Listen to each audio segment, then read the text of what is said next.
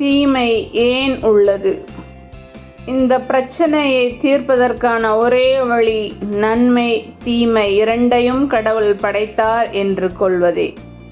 இறைவன் எப்போதும் நல்லவரேயானால் இந்த தீமை அனைத்திற்கும் பொறுப்பாளி யார்? சாத்தான் என்று ஒரு பேர் வழி இருப்பதாக கிறிஸ்தவரும் முகமதியரும் கூறுகின்றனர். 2 பேர் வழிகள் செயல்படுவதாக எப்படி சொல்ல முடியும்? ஒருவர் மட்டுமே இருக்க இயலும்.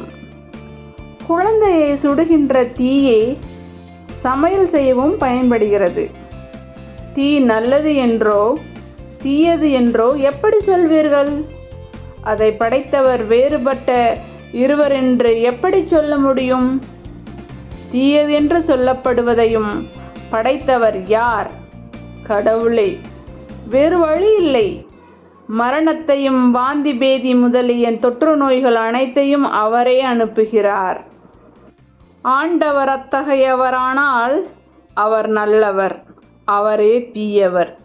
அழகுள்ளவரும் அவரே, பயங்கரமானவரும் அவரே, வாழ்க்கையும் அவரே, மரணமும் அவரே. அத்தகைய கடவுளை வழிபடுவது எப்படி? பயங்கரமானதை உண்மையாகவே வழிபட ஆன்மா எப்படி கற்றுக்கொள்ளும் என்பதை நாம் அறிந்து கொள்வோம். அப்போதே அந்த ஆன்மா அமைதி பெறும். உங்களுக்கு அமைதி இருக்கிறதா? நீங்கள் கவலைகளை விட்டுவிட்டீர்களா? திரும்புங்கள். முதலில் பயங்கரத்தை எதிர்கொள்ளுங்கள். முகமூடியை கிழித்தெறியுங்கள். அதே கடவுள் அங்கிருப்பதை பாருங்கள். நன்மையாகவே தோன்றுபவரும் தீமையாக தோன்றுபவரும் உருவக் கடவுளாகிய அவரே, வேறு ஒருவரும் இல்லை. இந்த உண்மையை அன்று நரேந்திரர் கண்டு கொண்டார். இது வாழ்க்கையை பற்றிய அவரது கண்ணோட்டத்தை, கடவுள் பற்றிய அவரது கண்ணோட்டத்தை முழுமையாக்கியது. பின்னாளில் உலக குருவாக திகழ இருந்த அவரது பார்வை பூரணத்துவம் பெற்றது.